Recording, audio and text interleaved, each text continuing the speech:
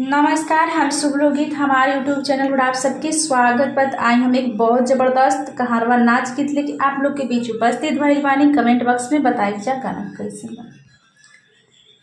की बिया नार नाही सेवेरा जाऊ तबले बेचा गावे घूमे घूम जिलेबी राजाऊ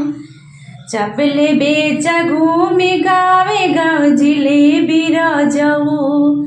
सेऊ आया नारी नाई की बिराजाऊ सेऊ आया नारी नाई की राजाऊ तबले बेचा गावे घूमे घूम जिलेबी राजाऊ तबले बेचा घूमे गावे गाँव गोलगापा राजाऊ ओ कपाड़े गावे के घुमाई धनिया ओ कपाड़े गाँव के घुमाई धनिया हमसे होई नाही गाँव में कमाई धनिया हमसे होई नाही गाँव में कमाई धनिया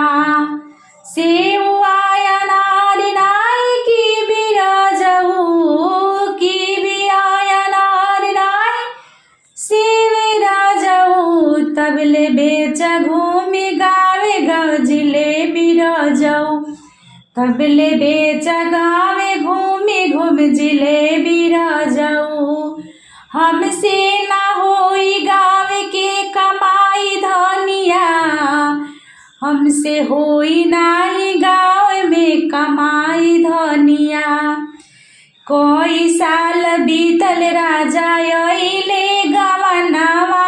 कोई साल बीतल राजा अइले गवनवा दिहल ना राजा हमके एको ना गहनवा दिहल ना राजा हमके एको ना गहनवा एको ना गहनवा राजा एको ना गहनवा सर के चुंदरिया फाटी गइल राजा जी सर के चुंदरिया फाटी गइल राजा जी जबले बेचा घूमी गावे गाँव जिलेबी राजाऊ तबले बेचा गावे घूमी घूमी गोलगापा राजाऊ सेऊ आया नारी नाई की बिराजाऊ सेऊ आया नारी नाई की बिराजाऊ तबले बेचा घूमी गावे गाँव जिलेबी राजाऊ तबले बेचा गावे घूमी घूम जिलेबी राजाऊ हुक्का पड़ी गावे के घुमाई धनिया हुक्का पड़ी गाँव के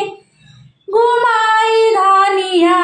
हमसे होई नाही गाँव में कमाई धनिया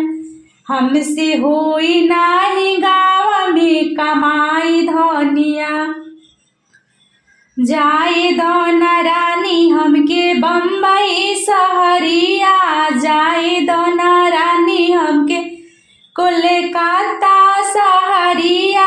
पैसा दे हम कीन लिया बैठल अपने घरे में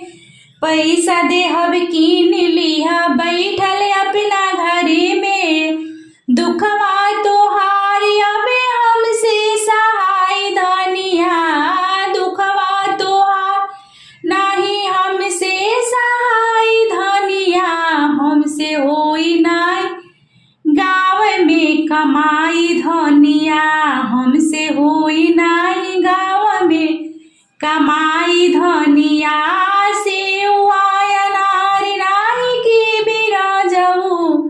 सेऊ आया नारी नाई की बिराजाऊ तबले बेचा घूमी गावे गाँव गोलगापा राजाऊ तबले बेचा घूमी गावे गाँव जिलेबी राजाऊ हुक्का पड़ी गावे के घुमाई धनिया हुक्का पड़ी गावे के घुमाई धनिया हमसे होई नाही गाँव में कमाई धनिया हमसे होई नाही गाँव में कमाई धनिया रह के बासांग राजा मान मोरी बात के रह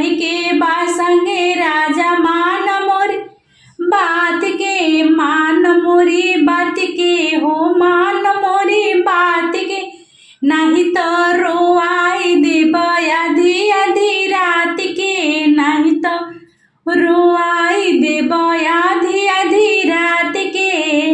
तबले बेचा घूमी गाँव गाँव जिलेबी रजऊ